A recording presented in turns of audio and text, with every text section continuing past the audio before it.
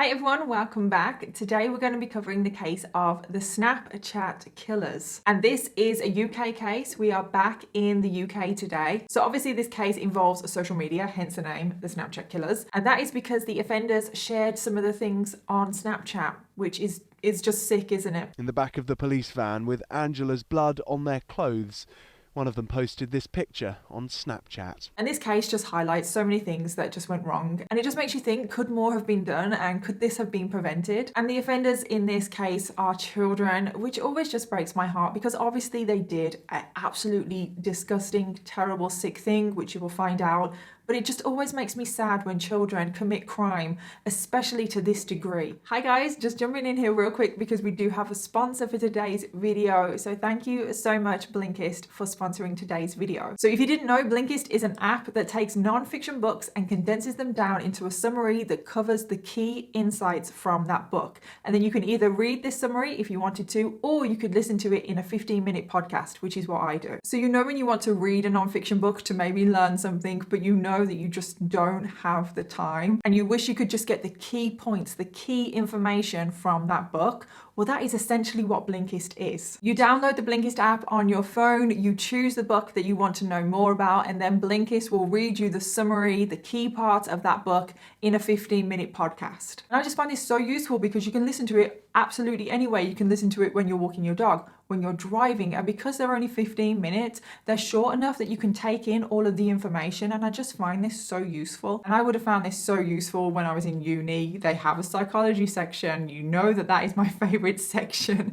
Is there any surprise on this channel? And I've been using Blinkist to kind of brush up on some topics for my crime videos because even though I do have a criminology degree, I don't know everything. I listened to a summary of the nurture assumption. You guys know I like to talk about nature and nurture on this channel. And the nurture assumption discusses why children turn out the way they do. And that was very fitting for today's crime story. I also listened to the key insights on the sleep solution because my sleep is terrible and it has been for the longest time. I can never ever get into a routine. I am such a light sleeper and it drives me insane because I want to sleep. I'm always trying to look and learn for things on how to improve my sleep because I need it. So if you guys want to check out Blinkist, I will leave a link in the description box down below. Thank you again to Blinkist for sponsoring today's video, but thank you to every single one of you watching right now because without all of you, I wouldn't have opportunities like this. And now let's go on to today's case. So this case is a little bit of a weird one because we actually don't know the offenders' names because the offenders are 13 and 14 and under UK law their identities are protected. So we don't really know too many personal details about the offenders, like we don't know their date of birth. We don't really know anything that could link back to like figuring out who they are. So obviously as well, we don't have any pictures of the two offenders. So I apologize in advance for the lack of photos in this video. I know it can sometimes be hard to follow a case when there's no photos, but I'll do my best to make it as easy as possible to follow. However, to make it a little bit easier, the two girls have been given placeholder names. So we have Olivia for the older girl and Yasmin for the younger girl. And it's really easy to remember which one is which because we have Olivia, O for older girl, Yasmin, Y for younger. And I don't know if that is just a weird coincidence or it was done on purpose. I would imagine it was done on purpose, but it does make it easier to know which one's which. So the two girls are extremely young. The older girl is only 14 and then the younger girl is only 13. It's so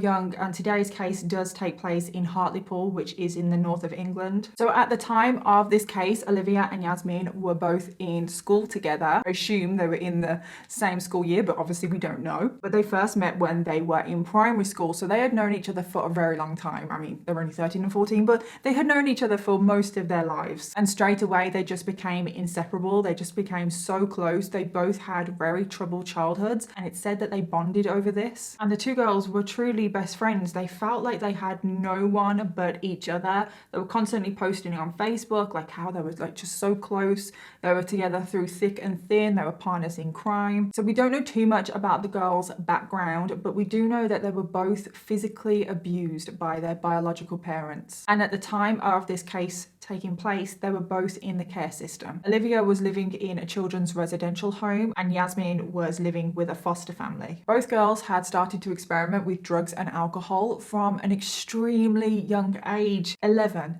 Both girls were 11 when they started to drink alcohol and experiment with drugs, which is that's just so young. No child at the age of 11 should even be thinking to turn to any kind of substance to cope with their childhood. But this is what the girls did. They were also both known to be sexually active from a very young age, and they both also had a little bit of a reputation of just being the school bullies. They were quite well known for their violent behavior, let's just say. They would also skip a lot of school as well. And even though they both had quite violent characters, it was Olivia that was probably the more volatile out of the two. And Olivia was receiving therapy and anger management. And this was because she attacked one of her care workers. And that is the full extent that I know. I don't know what she did. I don't know. I just know that she attacked a care worker. And both Olivia and Yasmin were always just seen roaming the streets, drinking alcohol, causing trouble. And obviously Olivia and Yasmin are underage. They can't buy alcohol themselves, so they would wait around outside of shops and ask strangers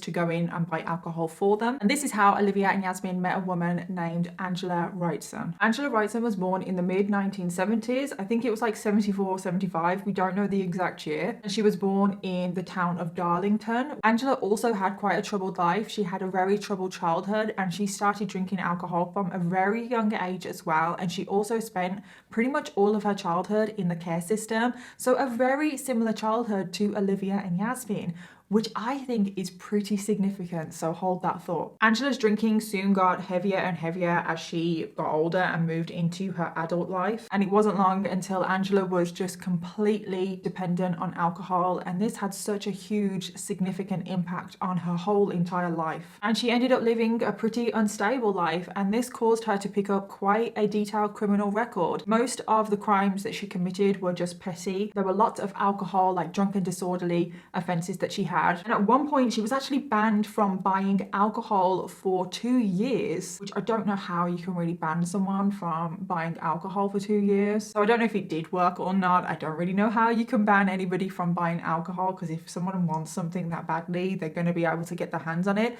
But the police did warn the local shopkeepers and said that they shouldn't sell alcohol to Angela, and if they did, and if they were caught, they would be fined £500. I think she even made the local news for this as well, which is just weird. I don't know why is somebody making the news for an alcohol ban, but whatever. So Angela did spend some time in prison, and it's actually said that Angela preferred prison life to everyday normal life outside of prison. Angela just found prison life just a lot easier. Like, the decisions were taken out of her hands. Like, there was just a routine that she had. She had no routine when she was out of prison. And a lot of Angela's problems were to do with alcohol, so being in prison just helped her a lot. She even got a job when she was in prison. She worked in the laundry room. Don't really know what she did, but this was like one of the happiest times that she ever had. She actually felt like she had responsibility and she had a job, and she just really enjoyed it. And I think the thing that Angela enjoyed the most about prison was the sense of community, the fact that she was always surrounded by people. I mean, you get zero privacy when you're in prison,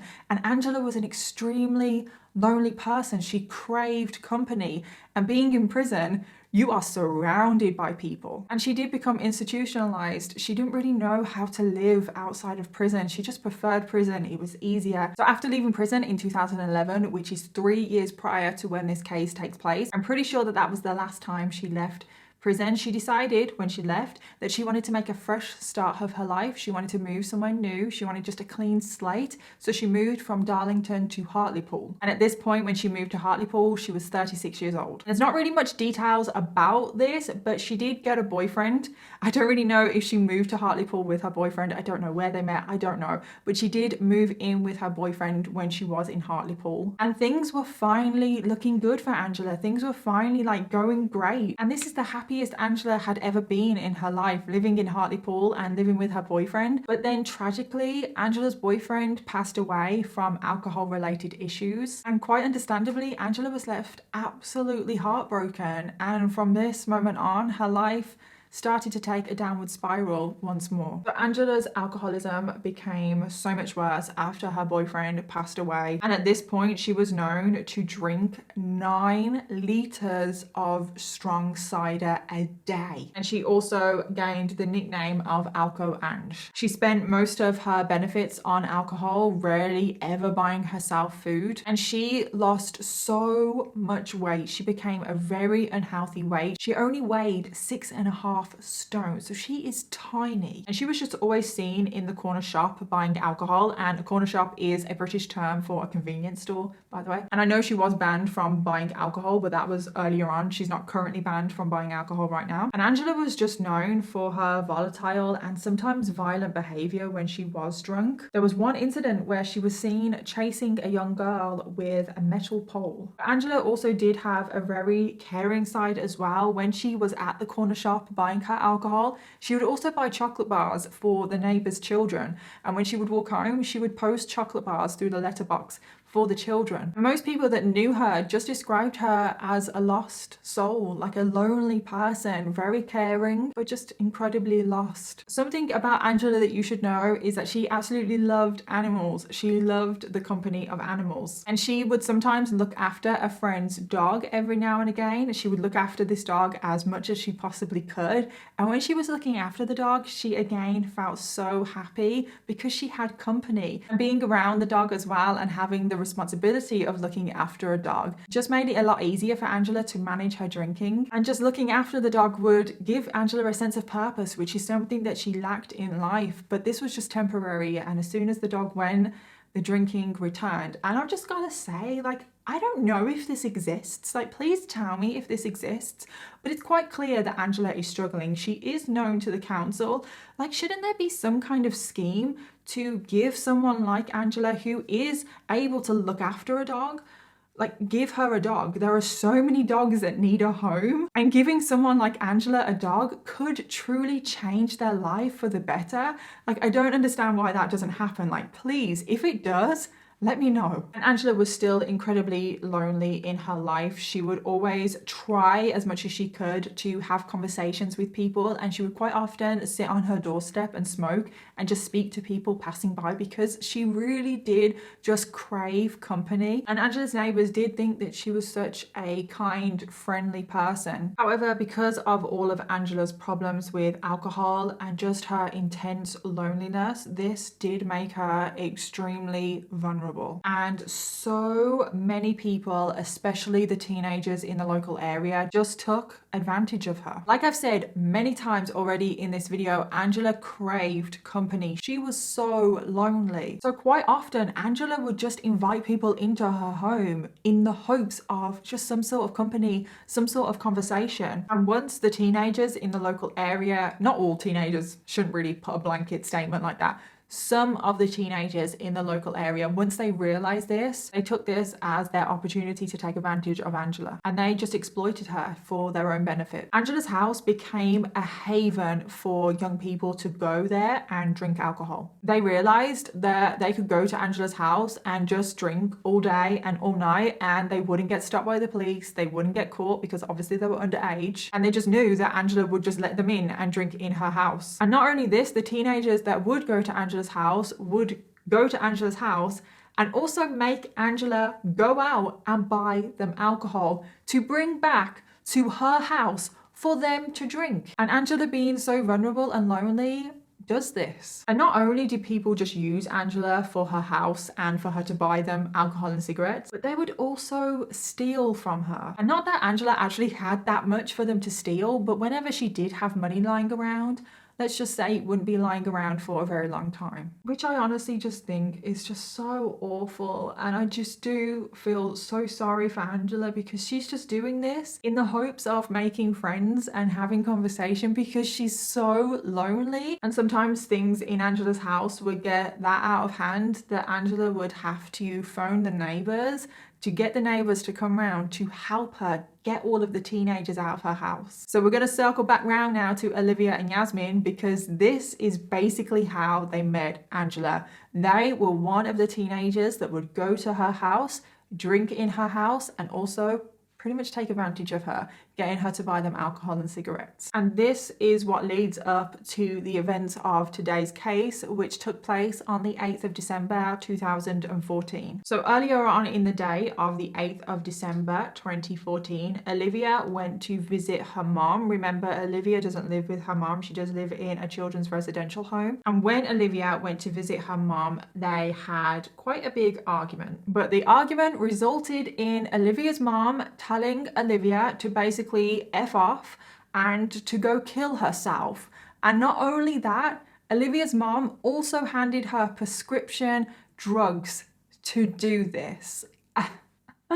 I just sometimes can't believe the things that I read. And following this, Olivia did go on to have a drink and drug binge. She drank lots of strong cider, and she did also take the prescription drugs that her mom had given her. And I just want to point out, I don't know if Olivia going on the drink and drug binge was directly related to her mom basically telling her to go kill herself, because Olivia did used to do this quite often. But I've got to say, it probably didn't help. But I just don't know if it was a direct result of what her mom said. So then Olivia met up with Yasmin. And what is just a weird little coincidence is that Yasmin had also had a little incident with her mom. So Yasmin had tried to meet up with her mom. She tried to go over to her mom and see her, but her mom refused. Her mom was just like, no, too busy, I'm going out. So Olivia has already been drinking, and Yasmin also brings a 3-litre bottle of cider with her. But both girls seem to think that this is not enough alcohol for the both of them. So where do they go to get more alcohol?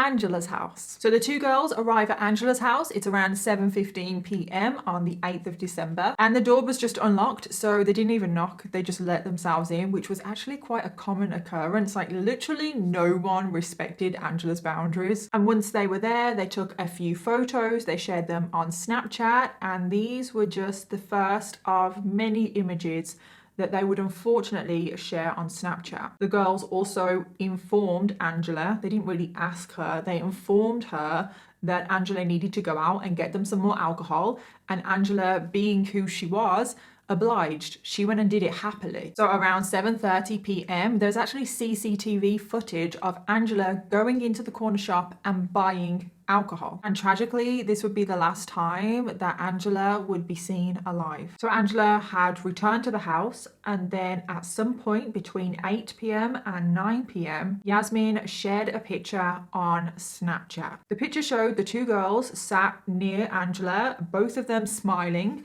Their faces are blurred out because obviously we can't see what they look like. But Angela, you can see, does not look happy. And even though it's not the best quality photo, you can see that there are marks on Angela's face. She looks quite bruised. She looks swollen. And the caption on the picture says, nah.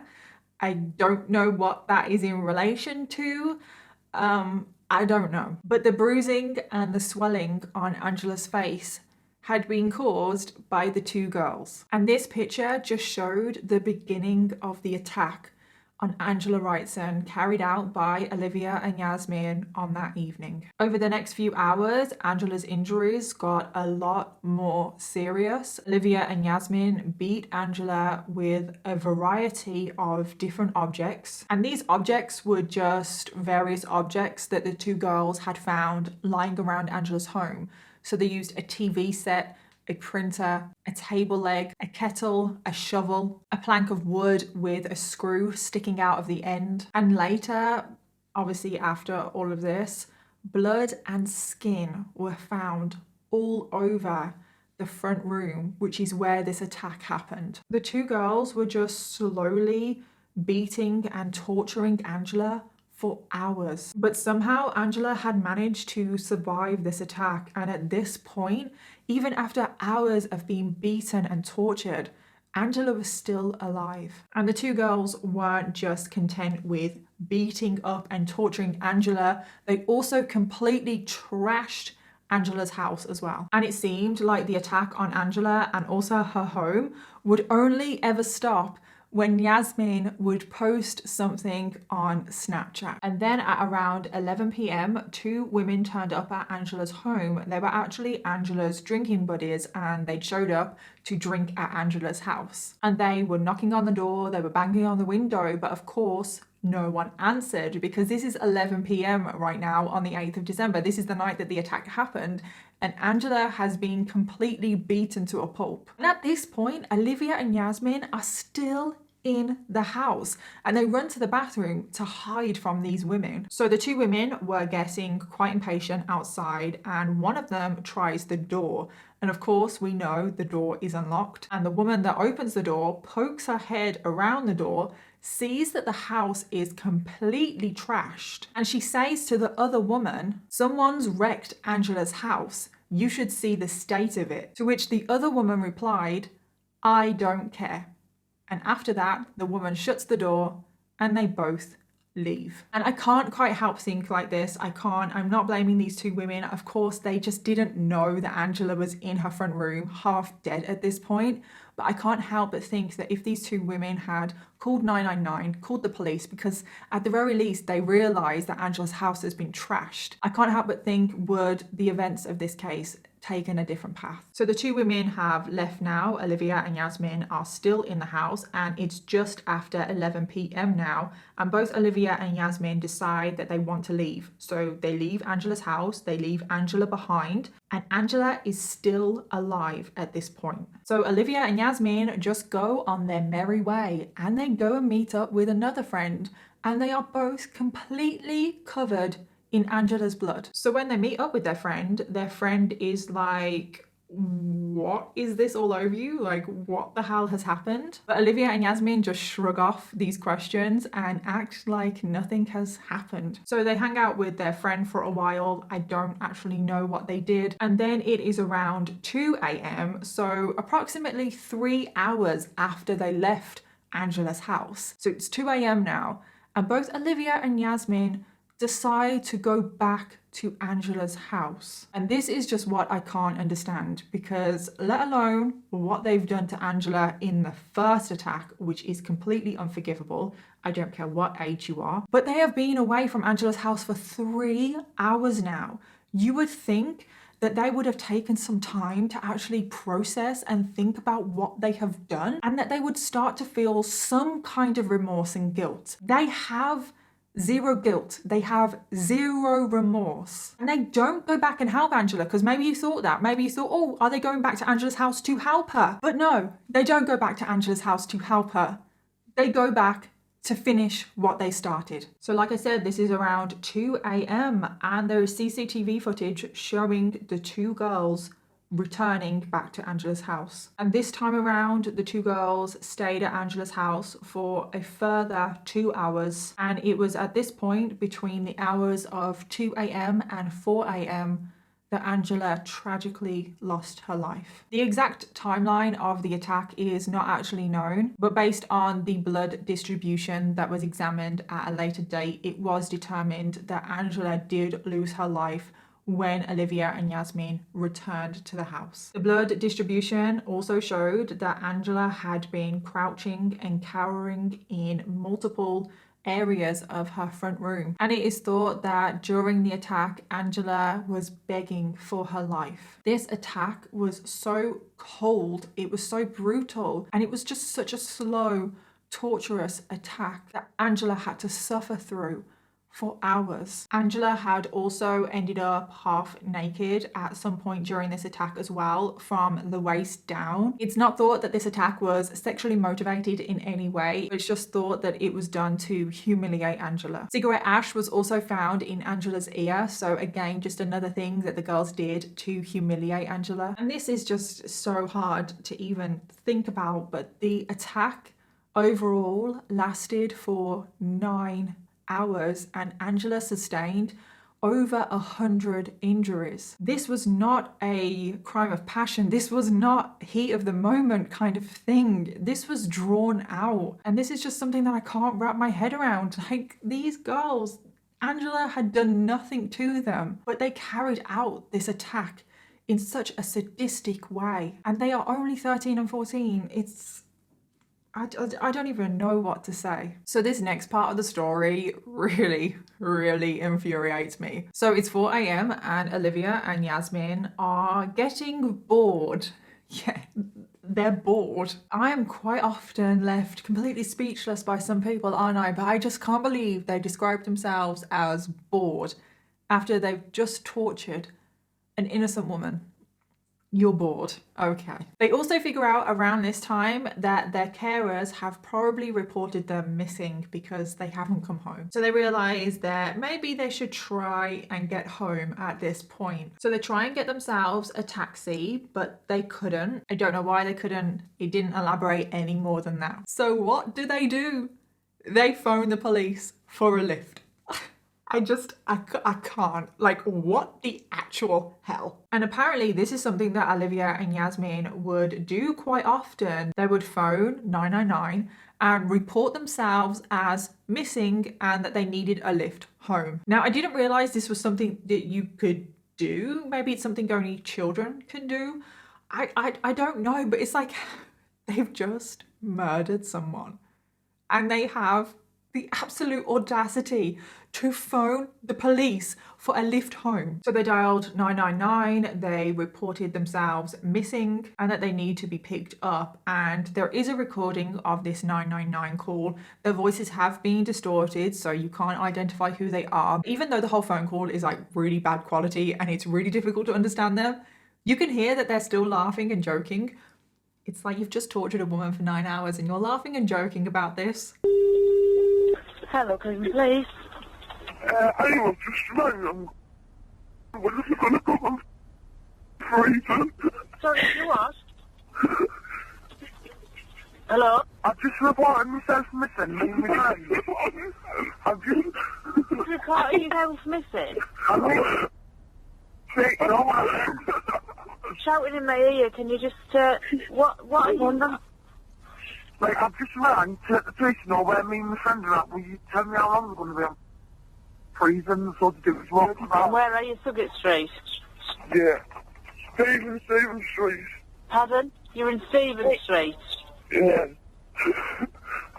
What's so funny? No, you're just a bit funny. I'm not being funny. Sure. Right. So, listen, right, you're in Stephen Street. We'll get somebody along there as soon as we can, alright? Yeah, but I'm a bit cold. Right, okay. Bye. I really should not be surprised by human beings at this point, should I? But they actually complain that the police are taking too long to pick them up and that they're cold. So the police didn't actually take that long. They arrive in a police van to pick up the girls. They were clever enough not to wait directly outside of Angela's home. They were still on the same street, but they thought maybe let's not make it too obvious. But I still just cannot get over the arrogance. I mean, if you really think about it, how often does this happen? How often is it that someone murders somebody and then literally phones the police to pick them up from the crime scene? If you really think about it, the police are essentially Olivia and Yasmin's getaway car. And when they are in the police van, they continue to giggle, make a joke about everything. They do take a couple of photos, put them on Snapchat, and one of the captions on the photo that they shared said van again. So the police do drop Olivia back at her residential home and Yasmin back at her foster family's home. The police, of course they don't. They have no idea what has happened to Angela or what these two girls that they've just dropped home have done. So the following morning, Angela's landlord went over to the house, and when there was no answer, he did let himself in. And this is when he discovered Angela's body in her front room. And I cannot even imagine what it would have been like walking into that, because you've got to remember how sadistic this attack was, how many weapons were used, how many injuries Angela has. And like I said earlier, the blood and skin were found in various areas of that room. Like, I can't even imagine what it would have looked like. And he found Angela's body just lying on the sofa, and she was just completely battered and bruised. She was half naked. Police were obviously called straight away and a murder investigation was opened. And when they were investigating the crime scene, they could figure out that Angela had been struck in 12 different locations in her front room. I mean, Angela, you would assume anyway, would have been moving herself around the living room trying to get away from these two girls. And just to think about the absolute horror that Angela had to go through in her final hours of her life is just truly just heartbreaking. And the police were just so shocked as well as they started to discover the amount of weapons used in this attack. Like, the amount of weapons that they used, this is not normal. This doesn't happen very often. And I can guarantee you the police were not thinking that a 13 and a 14-year-old did this. And it was around the same time on the morning of the next day that Yasmin's foster family found her clothes that she was clearly wearing during the attack, because they were covered in blood.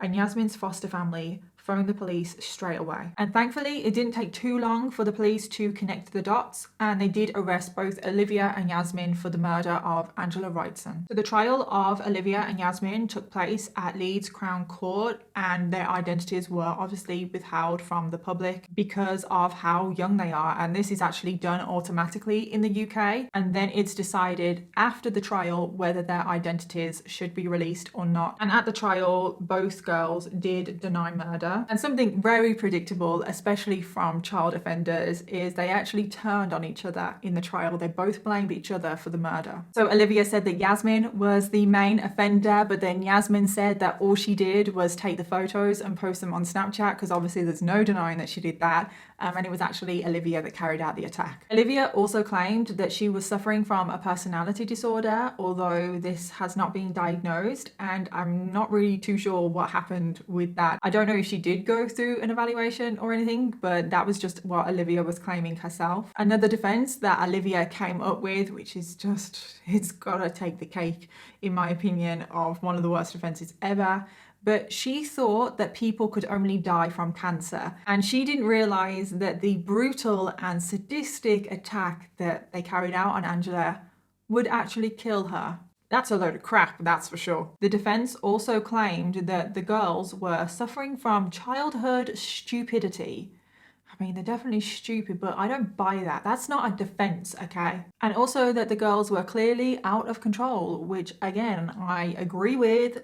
Not a defense though. The defense also argued that both girls were suffering from mental disorders and that they did not intend to kill Angela. I mean, I'm not saying that they're not suffering from mental disorders. I am not saying that at all. But to say that they did not intend to kill Angela is a load of crap. How can you not intend to kill someone when you carry out such a brutal and sadistic attack that lasts for 9 hours, that involves like 12 weapons? How can you not intend to kill somebody? At minimum, GBH, but GBH with intent, which still carries a life sentence, but whatever, I think it was murder. And also what confirms that they did intend to kill Angela is the fact that they went back and carried on their attack, because this is when Angela lost her life. And in the end, it was these social media posts that convinced the jury of Olivia and Yasmin's true nature. Not only were the jury shown the Snapchat posts that Yasmin made, they were also played a phone call that Yasmin had made over Facebook to one of her friends. And I just want to point out that this phone call was in the middle of the attack. And in the phone call, you can hear Yasmin saying things like,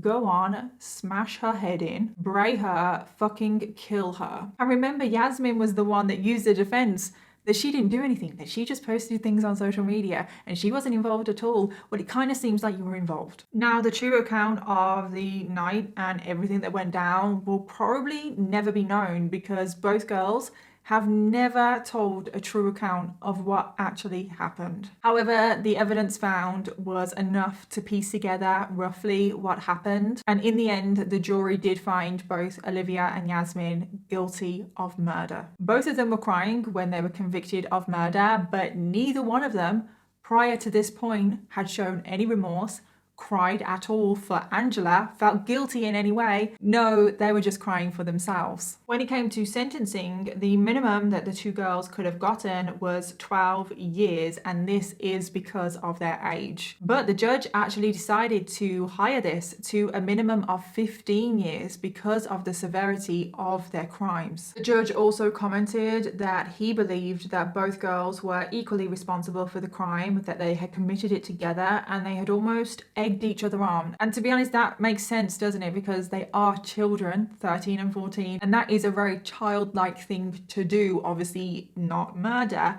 but children are more likely to do something that is wrong when their friend is egging them on. So after the trial and everything, this is when anonymity comes into question again, because sometimes at this point the identities of the child offenders are sometimes released to the public. But it was decided that their identities should still be withheld. However, this was challenged by numerous papers, and they said that the identities of the two girls should be revealed for public awareness and safety. But Hartlepool Council did object to this because they were worried about the welfare of the families of the two girls, but also the mental health of the two girls as well. Olivia had tried to take her own life 4 times during the trial. One of the times was actually on court premises, and if it was not for a member of staff that acted quickly, she might not be here right now. Olivia was currently on 2-minute visual checks because she was such high risk. And Yasmin during the trial as well was also self-harming. And the anonymity was mainly upheld because of the mental health of Olivia. And obviously if they had released Yasmin's identity, people would have been able to put 2 and 2 together and work out Olivia's identity from Yasmin's. So that is why both of them have been given lifetime actually anonymity. It's hard in cases like this on where to place the blame. Obviously the girls, but I mean other factors, like where does the blame lie? Both girls were known to the authorities and it just seems like they were so badly monitored. Prior to the murder, Olivia was actually described by social services as one of the most volatile young person they'd ever come across. And during the investigation, the police came across drawings that Olivia had done during her therapy and anger management sessions. And this drawing that she did, she only did this a few weeks before the murder. She drew an image where one person is stabbing another person. And when she was asked, why did you draw this? She just said, I don't know. It's like, maybe you should have looked into that a little bit more. I also couldn't help but see the similarities between Angela's childhood and Olivia and Yasmin's childhood. I mean, of course, no one could have said how Olivia and Yasmin would have turned out if they hadn't committed this murder, but they were on the same path that Angela was. And my mind always starts ticking at points like this because I always want to try and figure out like what drove someone to commit the crime that they did. And because I couldn't help but see the similarities, I kind of thought like, did they in some way murder Angela out of frustration because they could see that that was going to be their future? They essentially murdered an older version of themselves. And I couldn't help but think, was this why? Was this why Angela was targeted by the girls, or am I thinking completely too much into it? Am I going too deep? And Angela, because she was so vulnerable, it was just a crime of opportunity. Or maybe it could be a combination of the both. It's actually very common for victims of child murderers to resemble a hated figure from the child's past. And both parents of Olivia and Yasmin were alcoholics. And we know that Angela was as well. So could that be it? I also think that it was pretty significant that on the night of the murder, both Olivia and Yasmin were rejected from their mom. And obviously there is so many other reasons why the 2 girls could have done this. Both of them quite clearly were struggling. They both had very traumatic childhoods. They had both been drinking on the night of the murder. Olivia was also taking drugs. But regardless of all of this, they still would have known the difference between right and wrong.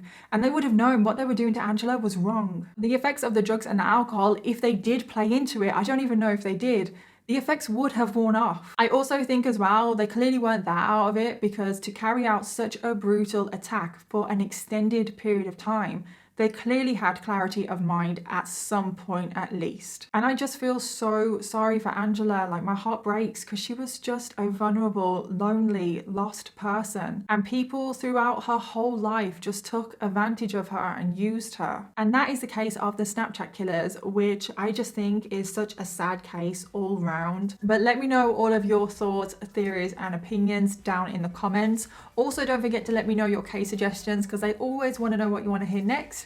And I'll see you in my next video. Bye.